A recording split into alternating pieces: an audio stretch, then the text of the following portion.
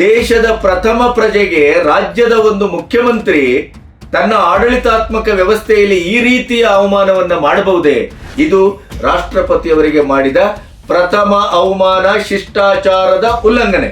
ಅವರ ಇಡೀ ನಡೆ ನುಡಿ ಎಲ್ಲವನ್ನೂ ಕೂಡ ವ್ಯಂಗ್ಯಕ್ಕೆ ಒಡ್ಡಿದ್ದನ್ನ ಈ ದೇಶದ ಜನ ಯಾವತ್ತೂ ಮರಲಿಕ್ಕೆ ಸಾಧ್ಯ ಇಲ್ಲ. ಗೋಕುಲಾಷ್ಟಮಿಗೂ ಇಮಾಮ್ ಸಾಹಿಬ್ಗೂ ಏನು ಸಂಬಂಧ? ಪ್ರಿಯರೇ, ಇಲ್ಲೊಂದು ಪ್ರಕಟಣೆ ಇದೆ. ಇದು ನಿರುದ್ಯೋಗಿಗಳಿಗೆ ಒಂದು ದೊಡ್ಡ ಸಿಹಿ ಸುದ್ದಿ ಅಂತ ಭಾವಿಸಿದರೆ ತಪ್ಪಲ್ಲ. ಸುಪ್ರೀಂ ಹೀರೋ ಇವತ್ತು ರಾಜ್ಯಾದ್ಯಂತ ಮಾರುಕಟ್ಟೆಗೆ ಲಭ್ಯವಿರುವಂತ ಪ್ರತಿಷ್ಠಿತ ಆಯಿಲ್ ಕಂಪನಿ. ಈ ಕಂಪನಿಗೆ ರಾಜ್ಯಾದ್ಯಂತ ಡಿಸ್ಟ್ರಿಬ್ಯೂಟರ್ ಬೇಕಾಗಿದ್ದಾರೆ, ವಿತರಕರು ಬೇಕಾಗಿದ್ದಾರೆ. ನೀವು ಸಂಪರ್ಕಿಸಬಹುದು. ಆಕರ್ಷಕವಾದಂಥ ಸಂಭಾವನೆ ಇದೆ. ಮತ್ತೆ ಬಹಳ ದೊಡ್ಡ ಕಂಪನಿ ಇದು. ಕೆಳಗಡೆ ವಿಳಾಸ ಇದೆ, ಫೋನ್ ನಂಬರ್ ಇದೆ, ಕಂಪನಿಯ ಮಾಲೀಕರ ಹೆಸರಿದೆ. ಅವರಿಗೆ ನೀವು ಸಂಪರ್ಕಿಸಿದರೆ ಅದರ ಮುಂದಿನ ಎಲ್ಲ ಒಂದು ವಿಲೇವಾರಿಗಳನ್ನು ನೀವು ಮಾಡ್ಕೋಬಹುದು. ನೀವು ಕೂತಲ್ಲೇ ನಿಮ್ಮ ಊರಿನಲ್ಲೇ ಇದರ ವಿತರಣೆಯ ಒಂದು ಜವಾಬ್ದಾರಿಯನ್ನು ತೆಗೆದುಕೊಂಡ್ರೆ ನಿಮ್ಮ ಉದ್ಯೋಗದ ಖಾತ್ರಿತನವನ್ನು ಮಾಡ್ಕೋಬಹುದು, ಬದುಕನ್ನು ಹಸನಾಗಿಸ್ಕೋಬಹುದು. ತಕ್ಷಣ ಸಂಪರ್ಕಿಸಿ.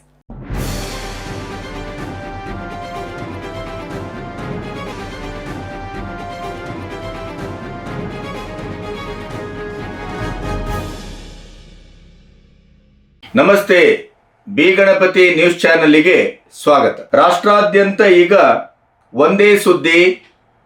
ದೇಶದ ಪ್ರಥಮ ಪ್ರಜೆ ರಾಷ್ಟ್ರಪತಿ ದ್ರೌಪದಿ ಮುರ್ಮು ಅವರಿಗೆ ಈ ರೀತಿಯ ಅವಮಾನ, ಆಘಾತ, ಅವಜ್ಞೆ ಆಗಬಾರದಿತ್ತು. ಯಾಕೆಂತಂದ್ರೆ ರಾಷ್ಟ್ರಪತಿಯವರ ಯಾವುದೇ ಒಂದು ಕಾರ್ಯಕ್ರಮ ಇದ್ರೂ ಕೂಡ ಅದಕ್ಕೆ ಅದರದೇ ಆದಂತ ಒಂದು ಪ್ರಜಾಪ್ರಭುತ್ವದ ನೆಲೆಯಲ್ಲಿ ಸಾಂವಿಧಾನಿಕವಾದಂತ ಒಂದು ಶಿಷ್ಟಾಚಾರ ಅಂತಿದೆ. ಪ್ರತಿ ರಾಜ್ಯದ ಮುಖ್ಯಮಂತ್ರಿಗಳು ಕೂಡ ಈ ಶಿಷ್ಟಾಚಾರವನ್ನ ಪಾಲಿಸತಕ್ಕದ್ದು. ಆದರೆ ಇವತ್ತು ವೆಸ್ಟ್ ಬೆಂಗಾಲದಲ್ಲಿ ತಾನೇನೂ ಮಾಡಿದ್ರೂ ನಡೀತದೆ, ತಾನು ಅಂದುಕೊಂಡದ್ದೇ ಸಂವಿಧಾನ, ತಾನು ಅಂದುಕೊಂಡ ಪರಿಕ್ರಮವೇ ಪ್ರಜಾಪ್ರಭುತ್ವದ ಪರಿಕ್ರಮ. ರಾಷ್ಟ್ರಪತಿ ಆದರೆ ಏನು, ಪ್ರಧಾನಿಗಳಾದರೆ ಏನು, ಕೇಂದ್ರದ ಗೃಹ ಮಂತ್ರಿಗಳಾದರೆ ಏನು, ಈ ದೇಶದ ಸೇನೆಯ ಮುಖ್ಯಸ್ಥರಾದರೆ ಏನು, ನನಗೆ ಯಾರದ್ದು ಕೇರ್ ಇಲ್ಲ, ಡೋಂಟ್ ಕೇರ್ ಅನ್ನುವ ರೀತಿಯಲ್ಲಿ ಪಶ್ಚಿಮ ಬಂಗಾಳದ ಮುಖ್ಯಮಂತ್ರಿಗಳು ನಡ್ಕೊಳ್ತಾರೆ ಅನ್ನೋದಕ್ಕೆ ಸಿಲಿಗುರಿಗೆ ಇತ್ತೀಚೆಗೆ ಭೇಟಿ ಕೊಟ್ಟಂತ ಸಂದರ್ಭದಲ್ಲಿ ದ್ರೌಪದಿ ಮುರ್ಮು ಅವರಿಗೆ ಒಬ್ಬ ಮಹಿಳೆ ರಾಷ್ಟ್ರಾಧ್ಯಕ್ಷೆ, ಒಬ್ಬ ಮಹಿಳೆ ಪಶ್ಚಿಮ ಬಂಗಾಳದ ಮುಖ್ಯಮಂತ್ರಿ, ಮಹಿಳೆಗೆ ಮಹಿಳೆಯಿಂದಲೇ ಒಂದು ಅವಮಾನ ಆದಂತ ಘಟನೆ ಇದೆಯಲ್ಲ, ಅದು ಮಹಿಳಾ ದಿನಾಚರಣೆಯ ಸಂದರ್ಭದಲ್ಲಿ ಇದು ಅತ್ಯಂತ ಘೋರ. ರಾಷ್ಟ್ರಪತಿಯವರಿಗೆ ಶಿಷ್ಟಾಚಾರದ ತಿಲಾಂಜಲಿ. ಇಷ್ಟರ ಮಟ್ಟಿಗೆ ನಿಕೃಷ್ಟವಾಗಿ ರಾಷ್ಟ್ರಪತಿಗಳನ್ನ ಸ್ವಾಗತಿಸಿದ್ದು ಬಹುಶಃ 78 ವರ್ಷದ ಚರಿತ್ರೆಯಲ್ಲಿ ಎಲ್ಲಿಯೂ ನಡೆದಿಲ್ಲ ಅಂತ ಅಂದ್ಕೊಳ್ತೇನೆ. ಮತ್ತೆ ತನಗಾದ ನೋವು ಮತ್ತು ಅವಮಾನವನ್ನ ಸಾರ್ವಜನಿಕರ ಎದುರು ಸ್ವತಃ ರಾಷ್ಟ್ರಪತಿಗಳೇ ಅಭಿವ್ಯಕ್ತಿಗೆ ಒಡ್ಡಿದ್ದು ಇದು ಪ್ರಥಮ ಅಂತ ಅಂದ್ಕೊಳ್ತೇನೆ. ಕೊನೆ ಗಳಿಗೆಯಲ್ಲಿ ನಿಗದಿತ ಕಾರ್ಯಕ್ರಮದ ಸ್ಥಳವನ್ನ ಬದಲಾಯಿಸಿದ್ದು, ಕಸ ತುಂಬಿದ ರೋಡಿನಲ್ಲಿ ರಾಷ್ಟ್ರಪತಿಗಳನ್ನ ಕರೆದೊಯ್ದದ್ದು, ನೀರಿಲ್ಲದ ಶೌಚಾಲಯವನ್ನ ಅವರ ಬಳಕೆಗೆ ಕೊಟ್ಟದ್ದು. ಇದನ್ನ ಹೇಳಲಿಕ್ಕೆ ನಮ್ಗೆ ಅವಮಾನ ಆಗತ್ತೆ, ಹೇಳಲಿಕ್ಕೆ ಅಸಹ್ಯ ಆಗತ್ತೆ. ದೇಶದ ಪ್ರಥಮ ಪ್ರಜೆಗೆ ರಾಜ್ಯದ ಒಂದು ಮುಖ್ಯಮಂತ್ರಿ ತನ್ನ ಆಡಳಿತಾತ್ಮಕ ವ್ಯವಸ್ಥೆಯಲ್ಲಿ ಈ ರೀತಿಯ ಅವಮಾನವನ್ನ ಮಾಡಬಹುದೇ? ರಾಜಕೀಯ ಕಾರಣಕ್ಕಾಗಿ ನಿಮ್ಮ ರಾಜಕೀಯ ಸಾವಿರ ಇರಬಹುದ್ರಿ. ಮೋದಿಯವರೊಟ್ಟಿಗೆ, ಕೇಂದ್ರ ಸರ್ಕಾರದೊಟ್ಟಿಗೆ, NDA ಸರ್ಕಾರದೊಟ್ಟಿಗೆ ನಿಮ್ಮ ರಾಜಕೀಯ 100 ಇರಬಹುದು. ನಮಗೆ ಅದರ ಸಂಬಂಧವೇ ಇಲ್ಲ ಅಂತ. ನಮಗೆ ಬೇಕಾಗಿರುವುದು ನೀವು ಪ್ರಜಾಪ್ರಭುತ್ವದ ನೆಲೆಯಲ್ಲಿ ಸಾಂವಿಧಾನಿಕವಾಗಿ ಆ ಸ್ಥಾನ, ಮಾನ, ಗೌರವವನ್ನ ಕಾಪಾಡತಕ್ಕದ್ದು. ರಾಷ್ಟ್ರಪತಿಯವರಿಗೆ ಏಕವಚನ ಬಳಕೆ ಇರಬಹುದು, ಪ್ರಧಾನಮಂತ್ರಿಯವರಿಗೆ ಏಕವಚನ ಬಳಕೆ ಇರಬಹುದು, ಅಥವಾ ಮುಖ್ಯಮಂತ್ರಿಗಳಿಗೆ ಏಕವಚನ ಬಳಕೆ ಇರಬಹುದು. ಈ ರೀತಿಯ ಅಪಸವ್ಯಗಳಿಂದ ಹಿಡಿದು ಇವೆಲ್ಲವೂ ನಿಷೇಧ. ನಿಮ್ಮ ರಾಜಕಾರಣ 1000 ಇದ್ರೂ ಕೂಡ ಶಿಷ್ಟಾಚಾರವನ್ನ ನೀವು ಫಾಲೋ ಮಾಡತಕ್ಕದ್ದು. ಆದರೆ ದ್ರೌಪದಿ ಮುರ್ಮು ಅವರ ವಿಷಯದಲ್ಲಿ ಪಶ್ಚಿಮ ಬಂಗಾಳದಲ್ಲಿ ಮೊನ್ನೆ ನಡೆದಂತ ಘಟನೆ ಅತ್ಯಂತ ಕ್ರೂರವಾದದ್ದು, ಹೇಯವಾದದ್ದು ಮತ್ತು ಪ್ರಜಾಪ್ರಭುತ್ವದ ಮೌಲ್ಯವನ್ನೇ ಕೊಂದಂತ ಘಟನೆ, ಸಾಂವಿಧಾನಿಕವಾದ ಹಕ್ಕು ಬಾಧ್ಯತೆಗಳನ್ನ ಸಂಪೂರ್ಣವಾಗಿ ನಿರಾಕರಿಸಿದ ಘಟನೆ, ಉಪೇಕ್ಷೆ ಮಾಡಿದ ಘಟನೆ, ಇದು ಅಕ್ಷಮ್ಯ. ಹಾಗಾದ್ರೆ ಅಲ್ಲಿ ಏನ್ ನಡೆಯಿತು? ಈ ಎಲ್ಲ ವಿವರಗಳನ್ನ ನಿಮ್ಮೊಟ್ಟಿಗೆ ಹಂಚ್ಕೋಬೇಕು. ನನ್ನ ಚಾನೆಲ್ ಅನ್ನ ಇವತ್ತಿನವರೆಗೆ ಸಬ್ಸ್ಕ್ರೈಬ್ ಮಾಡದೇ ಇದ್ರೆ ಸಬ್ಸ್ಕ್ರೈಬ್ ಮಾಡಿ. ಸ್ವತಂತ್ರ ಪತ್ರಿಕೋದ್ಯಮಕ್ಕೆ ಬೆಂಗಾವಲಾಗಿ. ಸಾಮಾನ್ಯವಾಗಿ ರಾಷ್ಟ್ರಪತಿಗಳು ಒಂದು ರಾಜ್ಯಕ್ಕೆ ಭೇಟಿ ಕೊಡ್ತಾರೆ ಅಂತಂದ್ರೆ ಅವರು ಪದೇ ಪದೇ ಭೇಟಿ ಕೊಡುವುದಿಲ್ಲ. ಎಲ್ಲೋ ಅಪರೂಪಕ್ಕೆ ಒಂದು ಕಾರ್ಯಕ್ರಮಕ್ಕೆ ಬರ್ತಾರೆ, ಅವರದ್ದೇ ಆದಂತ ಕಾರ್ಯಕ್ರಮಕ್ಕೆ ಬರ್ತಾರೆ, ಮುಗಿಸ್ತಾರೆ, ಹೋಗ್ತಾರೆ. ಅವರು ವಾದ ವಿವಾದಗಳನ್ನು ಮೈ ಮೇಲೆ ಎಳ್ಕೊಳ್ಳುವುದಿಲ್ಲ, ವಾದ ವಿವಾದಗಳಿಗೆ ಕಾರಣವೂ ಆಗುವುದಿಲ್ಲ. ಹಿಂದೆ ಜೈಲ್ ಸಿಂಗು ಇತ್ಯಾದಿ ಇದ್ದಾಗ ಅವರು ಅತಿರೇಕವಾಗಿ ವರ್ತಿಸಿದ್ದನ್ನು ನಾವು ಗಮನಿಸಿದ್ದೇವೆ. ಆದರೆ ದ್ರೌಪದಿ ಮುರ್ಮು ಅಂತ ಒಂದು ಸಜ್ಜನ ಮಹಿಳೆ, ಬುಡಕಟ್ಟು ಜನಾಂಗದಿಂದ ಹೋರಾಟದಿಂದ ಬಂದಂತ ಮಹಿಳೆ, ತನ್ನ ಇಡೀದಾದಂಥ ಸಾಂಸ್ಕಾರಿಕವಾದಂಥ ಒಂದು ಈ ರೌರವ ನರಕ ಸದೃಶವಾದಂಥ ನೋವನ್ನು ನುಂಗಿ ಇವತ್ತು ದೇಶದ ಪ್ರಥಮ ಪ್ರಜೆಯಾಗಿ ದೇಶಕ್ಕೆ ಮೌಲ್ಯವನ್ನು, ಗೌರವವನ್ನು, ಆ ಸ್ಥಾನಕ್ಕೆ ಒಂದು ಮೆರಗನ್ನು ತಂದಂತ ಒಬ್ಬ ಮಹಿಳೆ. ಈ ಮಹಿಳೆ ದ್ರೌಪದಿ ಮುರ್ಮು ಅವರು ರಾಷ್ಟ್ರಪತಿ ಸ್ಥಾನಕ್ಕೆ ಆಯ್ಕೆ ಆದಾಗ್ಲೇ ಕಾಂಗ್ರೆಸ್ಸಿನಿಂದ ಇಂಡಿ ಕೂಟ ಅವರ ಮೈಬಣ್ಣದಿಂದ ಹಿಡಿದು, ಸಾರಿಯಿಂದ ಹಿಡಿದು ಅವರ ರೂಪದವರೆಗೆ ವ್ಯಂಗ್ಯ ಮಾಡಿದ್ದನ್ನ ಈ ದೇಶ ಮರೆಯಲಿಕ್ಕೆ ಸಾಧ್ಯ ಇಲ್ಲ. ಅಂದ್ರೆ ರಾಜಕೀಯದ, ಅಧಿಕಾರದ ರಾಜಕಾರಣದ ಕ್ಷುದ್ರತೆ ಮತ್ತು ಷಡ್ಯಂತ್ರದಲ್ಲಿ ರಾಷ್ಟ್ರಪತಿಗಳೂ ಒಂದೇ, ಪ್ರಧಾನಮಂತ್ರಿಗಳೂ ಒಂದೇ, ಸೈನ್ಯದ 3 ತುಕಡಿಯ ಮಹಾನಾಯಕರುಗಳು ಒಂದೇ. ಅವರ ಬಗ್ಗೆ ಎಂಥ ಅಪಸವ್ಯವನ್ನ, ಹೊಲಸನ್ನ ಎರಚಲು ಕೂಡ ಈ ಪ್ರತಿಪಕ್ಷಗಳು ಮುಂದಾಗ್ತವೆ ಅನ್ನೋದಕ್ಕೆ ದ್ರೌಪದಿ ಮುರ್ಮು ಅವರನ್ನ ಕ್ರಿಟಿಸೈಸ್ ಮಾಡಿದ್ದ ಆ ಘಟನೆ, ಅವರ ಬಣ್ಣ, ಅವರ ರೂಪ, ಅವರ ಇಡೀ ನಡೆ ನುಡಿ ಎಲ್ಲವನ್ನೂ ಕೂಡ ವ್ಯಂಗ್ಯಕ್ಕೆ ಒಡ್ಡಿದ್ದನ್ನ ಈ ದೇಶದ ಜನ ಯಾವತ್ತೂ ಮರಲಿಕ್ಕೆ ಸಾಧ್ಯ ಇಲ್ಲ. ಅಂಥ ಅವಗಣನೆ, ಅಂಥ ಒಂದು ನಿರಾಕರಣೆ, ಅವ್ರ ಬಗ್ಗೆ ಇರಬಹುದಾದಂಥ ಒಂದು ಉಪೇಕ್ಷೆ ಪಶ್ಚಿಮ ಬಂಗಾಳದಲ್ಲಿ ಮೊನ್ನೆ ಅದು ವ್ಯಕ್ತವಾಗಿದೆ. ಸಾಮಾನ್ಯವಾಗಿ ರಾಷ್ಟ್ರಪತಿಗಳು ಒಂದು ರಾಜ್ಯಕ್ಕೆ ಭೇಟಿ ಕೊಡ್ತಾರೆ ಅಂತಾದ್ರೆ 1 ತಿಂಗಳ ಮೊದಲು ಅವರ ಕಾರ್ಯಕ್ರಮ ಎಲ್ಲಿ, ಯಾವಾಗ, ಎಷ್ಟೊತ್ತು, ಅವರ ಸಂಚಾರ ಹೇಗೆ, ಅವರು ತಂಗುತ್ತಾರೋ ಅಥವಾ ಅವತ್ತೇ ಪ್ರಯಾಣವನ್ನ ಮಾಡ್ತಾರೋ, ಅವತ್ತೇ ಪ್ರಯಾಣ ಮಾಡೋದಿದ್ರೆ ತಾತ್ಕಾಲಿಕವಾಗಿ ಅವರಿಗೆ ವಿಶ್ರಾಂತಿಯ ಸ್ಥಳ ಎಲ್ಲಿ, ಹೇಗೆ, ಇವೆಲ್ಲವನ್ನು ರಾಜ್ಯ ಸರ್ಕಾರಕ್ಕೆ ಮೊದಲೇ ತಿಳಿಸಲಾಗುತ್ತೆ. ಇದೇನು ಹೊಸ್ತಲ್ಲ.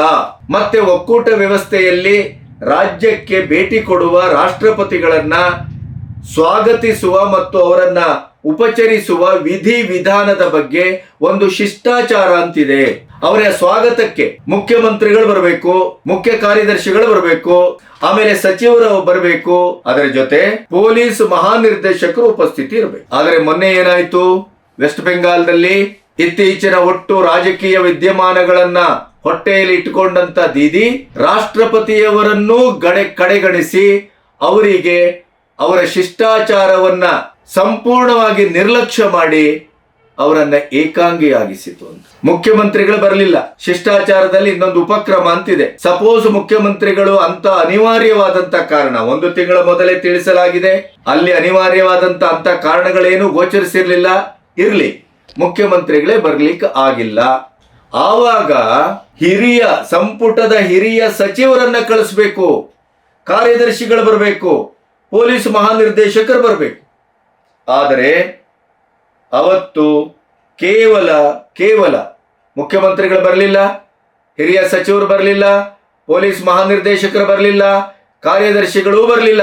ಇದು ಉದ್ದೇಶಪೂರ್ವಕ ಅನ್ನೋದಕ್ಕೆ ಇನ್ಯಾವುದೇ ರೀತಿಯ ಸಾಕ್ಷ್ಯಗಳು ಬೇಕಾಗಿಲ್ಲ.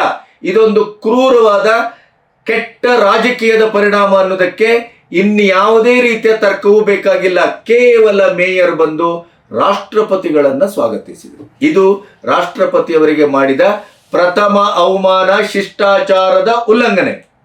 ಅದರ ನಂತರ ನಿಗದಿತ ಕಾರ್ಯಕ್ರಮ ಪ್ರಧಾನಿಯವರದಿರಬಹುದು, ರಾಷ್ಟ್ರಪತಿಯವರದಿರಬಹುದು, ಅದನ್ನ ಬದಲಿಸುವ ಪ್ರಶ್ನೆನೇ ಇಲ್ಲ. ಯಾಕೆಂದ್ರೆ ಭದ್ರತಾ ವ್ಯವಸ್ಥೆ, ಭದ್ರತಾ ಲೋಪ ಆಗಿ ಅದರಲ್ಲೂ ಇಂಥ ಒಂದು ಪ್ರಕ್ಷುಬ್ಧ ಪರಿಸ್ಥಿತಿಯಲ್ಲಿ ನಿಂತ ಬಂಗಾಲದಲ್ಲಿ ಕೊನೆ ಗಳಿಗೆಯಲ್ಲಿ ರಾಷ್ಟ್ರಪತಿಯವರ ಕಾರ್ಯಕ್ರಮದ ಸ್ಥಳವನ್ನ ಬದಲಾಯಿಸಲಾಯಿತು.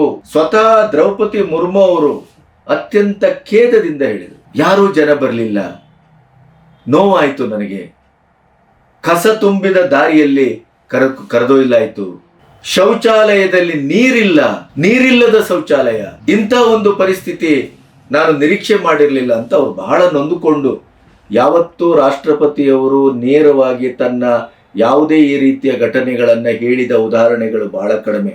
और सभी लोग अपने उत्थान के लिए प्रयास कर रहे हैं, उनको भी सहयोग करना चाहिए. वहाँ का स्थिति थोड़ा इतना मुझे अच्छा नहीं लगा, तो मैंने सोचा जाके देखे. यहाँ तो बहुत अच्छा है, इतना बड़ा फील्ड है, यहाँ तो इतने सारे लोग आ सकते हैं, लेकिन पता नहीं क्या हुआ, क्या मन में समाया है उनका, वो जाने. लेकिन मैं बहुत दुखी हूँ, लेकिन यहाँ आके बहुत खुश लगा कि वहाँ के लोग वहाँ भी. ಅದರಲ್ಲೂ ದ್ರೌಪದಿ ಮುರ್ಮು ಅಂತವರು ಇವತ್ತಿನವರೆಗೆ ನೀವು ಗಮನಿಸಿದ್ದೀರಿ, ತಾನಾಯಿತು ತನ್ನ ಕೆಲಸ ಆಯಿತು, ಯಾವುದೇ ರೀತಿಯ ಅಧಿಪ್ರಸಂಗ ಇಲ್ಲ, ಯಾವುದೇ ರೀತಿಯ ವಿವಾದಗಳನ್ನು ಮೈ ಮೇಲೆ ಎಳ್ಕೊಳ್ಳುವ ಪದ್ಧತಿ ಇಲ್ಲ, ಅತಿಯಾಗಿ ಮಾತಾಡುವುದೂ ಇಲ್ಲ ರಾಜ್ಯಪಾಲರುಗಳ ಹಾಗೆ. ಇಡೀ ದೇಶದ ಒಂದು ಗೌರವದ ಸಂಕೇತ ಮತ್ತು ಮುಕುಟ ಅದು. ಆ ಒಂದು ಸ್ಥಾನಕ್ಕೆ ಗೌರವವನ್ನು ಕೊಡಬೇಕಾದದ್ದು ಶಿಷ್ಟಾಚಾರ ಅಷ್ಟೇ ಅಲ್ಲ, ಅದು ಈ ದೇಶಕ್ಕೆ ನಾವು ಸಲ್ಲಿಸುವ ಗೌರವ. ಅದು ನೀವತ್ತು ದ್ರೌಪದಿ ಮುರ್ಮು ಅವರನ್ನ ರಾಷ್ಟ್ರಪತಿ ಸ್ಥಾನದಲ್ಲಿದ್ದವರನ್ನ ಅವಮಾನ ಮಾಡಿದ್ರೆ ಅಂತಂದ್ರೆ ಅದು ದೇಶಕ್ಕೆ ಮಾಡಿದ ಅವಮಾನ. ಯಾಕೆಂದ್ರೆ ಅವರು ಪ್ರಥಮ ಪ್ರಜೆ, 140 ಕೋಟಿ ಜನರಿಗೆ ನಾವು ಮಾಡಿದ ಅವಮಾನ ಅದು. ಅಂತ ಅವಮಾನವನ್ನ ಮಾಡಲಾಯಿತು. ಅದಕ್ಕೆ ನೋಟಿಸ್ ಅನ್ನ ಕೊಟ್ಟು ಯಾಕೆ ಹೀಗಾಯಿತು ಉತ್ತರ ಕೊಡಿ ಅಂದ್ರೆ ಅದರಲ್ಲೂ ಉದ್ದಟತನ, ಟು ದ ಪಾಯಿಂಟ್ ಉತ್ತರ ಕೊಡಬೇಕು. ಅದಿಲ್ಲ. ಯಾಕೆ ನೀವು ಶಿಷ್ಟಾಚಾರವನ್ನ ಉಲ್ಲಂಘನೆ ಮಾಡಿದ್ರಿ? ರಾಜ್ಯದ ಪ್ರಾತಿನಿಧಿಕವಾದಂತ ಯಾವುದೇ ಒಬ್ಬ ವ್ಯಕ್ತಿಯು ಅಲ್ಲಿ ಹಾಜರಿರಲಿಲ್ಲ, ಯಾಕೆ? ಅದಕ್ಕೆ ಉತ್ತರ ಇಲ್ಲ. ಕಸ ತುಂಬಿದ ಡೇಂಜರಸ್ ಆದಂತ ಆ ಕಸದಡಿಯಲ್ಲಿ ಏನಾದರೂ ಇಡಬಾರದನ್ನ ಇಟ್ಟು ಆಗಬಾರದಾಗಿದ್ರೆ ಅದಕ್ಕೆ ಉತ್ತರ ಇಲ್ಲ. ನೀರಿಲ್ಲದ ಶೌಚಾಲಯವನ್ನ ಹೇಗೆ ಕೊಟ್ರಿ ನೀವು? ಅದಕ್ಕೂ ಉತ್ತರ ಇಲ್ಲ. ಬದಲಾಗಿ ಉದ್ದಟತನ. 2024ರಲ್ಲಿ ಭಾರತ ರತ್ನ ಪ್ರಧಾನ ಸಮಾರಂಭದಲ್ಲಿ ರಾಷ್ಟ್ರಪತಿಯವರು ನಿಂತಿರ್ಲಿಲ್ವೇ? ಪ್ರಧಾನಿ ಮಂತ್ರಿ ಮೋದಿಯವರು ಕೂತಿರ್ಲಿಲ್ವೇ? ರಾಷ್ಟ್ರಪತಿಯವರಿಗೆ ಅಗೌರವ ಕೊಡುವಂತ ಪರಂಪರೆ ಅದು ಬಿಜೆಪಿ ಪರಂಪರೆ, ಮೋದಿ ಪರಂಪರೆ, NDA ಸರ್ಕಾರದ್ದು, ನಮ್ದಲ್ಲ. ಗೋಕುಲಾಷ್ಟಮಿಗೂ ಇಮಾಮ್ ಸಾಹಿಬ್ಗೂ ಏನ್ ಸಂಬಂಧ? ಹಾಗೆ ನೀವು ನೋಡ್ತಾ ಹೋದ್ರೆ ಇದೇ 10 ವರ್ಷದ ಮನಮೋಹನ್ ಸಿಂಗ್ ಪ್ರಧಾನಿ ಆಗಿದ್ದಾಗ ತಾನು ಕಾಂಗ್ರೆಸ್ಸಿನ ಪರಮೋಚ್ಚ ನಾಯಕಿ ಎನ್ನುವ ಕಾರಣಕ್ಕಾಗಿ ಸೋನಿಯಾ ಗಾಂಧಿಯವರೇ ಪ್ರಧಾನಮಂತ್ರಿಯವರನ್ನ ಅವಗಣಿಸಿದ ಎಷ್ಟು ವಿಡಿಯೋಗಳು ಬೇಕು, ಎಷ್ಟು ಸಾಕ್ಷ್ಯಗಳು ಬೇಕು, ಅವೆಲ್ಲ ಇದಕ್ಕೆ ತರ್ಕ ಅಲ್ಲ. ದ್ರೌಪದಿ ಮುರ್ಮು ಅಂತ ಒಬ್ಬ ಸಭ್ಯ, ಸುಸಂಸ್ಕೃತ, ಸೌಜನ್ಯಯುತ ರಾಷ್ಟ್ರಪತಿ ಸ್ಥಾನಕ್ಕೆ ಒಂದು ಬೆಳಕನ್ನ, ಮೆರಗನ್ನ ತನ್ನ ವ್ಯಕ್ತಿತ್ವದ ಮೂಲಕ, ತನ್ನ ನಡೆನುಡಿಯ ಮೂಲಕ ತಂದುಕೊಟ್ಟಂತ ಒಂದು ಬುಡಕಟ್ಟು ಜನಾಂಗದ ಒಂದು ಮಹಿಳೆ ಇಂದು ಈ ಎತ್ತರವನ್ನು ಏರಿದ್ದಾರೆ. ಅದು ಭಾರತದ ಪ್ರಜಾಪ್ರಭುತ್ವದ ಶಕ್ತಿ, ಸಾಮರ್ಥ್ಯ ಮತ್ತು ಅದರ ಸೌಂದರ್ಯ, ನಮ್ಮ ಸಂವಿಧಾನದ ಶ್ರೇಷ್ಠತೆಯ ಲಕ್ಷಣ ಅದು. ಅಂತ ಸ್ಥಾನದಲ್ಲಿ ಕೂತಂತ ಒಬ್ಬ ಹೆಣ್ಮಗಳಿಗೆ, ರಾಷ್ಟ್ರಪತಿಗೆ ಇಂಥ ಅವಮಾನ, ಇಂಥ ದಾಷ್ಟ್ಯ, ಅದನ್ನೇ ಮೋದಿ ಅವರು ಹೇಳ್ತಾ ಇದ್ದದ್ದು. ಮಹಿಳಾ ದಿನಾಚರಣೆಯ ಸಂದರ್ಭದಲ್ಲಿ ಒಬ್ಬ ಮಹಿಳೆಯಿಂದ ಇನ್ನೊಬ್ಬ ರಾಷ್ಟ್ರಪತಿಯ ಸ್ಥಾನದಲ್ಲಿದ್ದಂಥ ಬುಡಕಟ್ಟು ಜನಾಂಗದ ಈ ದೇಶದ ಪ್ರಥಮ ಪ್ರಜೆ ಆ ಸ್ಥಾನಕ್ಕೆ, ಆ ವ್ಯಕ್ತಿಗೆ ಇಂಥ ಅಗೌರವ ಮತ್ತು ಅವಮಾನ, ಇದು ಅತ್ಯಂತ ಕಳವಳಕಾರಿ, ದುರದೃಷ್ಟಕರ ಅಂತ ಹೇಳಿದ್ರು. ರಾಷ್ಟ್ರಪತಿಯವರನ್ನ ಒಂದು ಆಹ್ವಾನಿಸುವಾಗ, ಸಹಕರಿಸುವಾಗ, ಉಪಚರಿಸುವಾಗ ರಾಜ್ಯದ ದೃಷ್ಟಿಯಿಂದ ಇಡೀ ಬಂಗಾಲದ ಜನ ಇವತ್ತು ಅವಮಾನವನ್ನ ಅನುಭವಿಸುವಂತ ಕೆಲಸ ಇದು.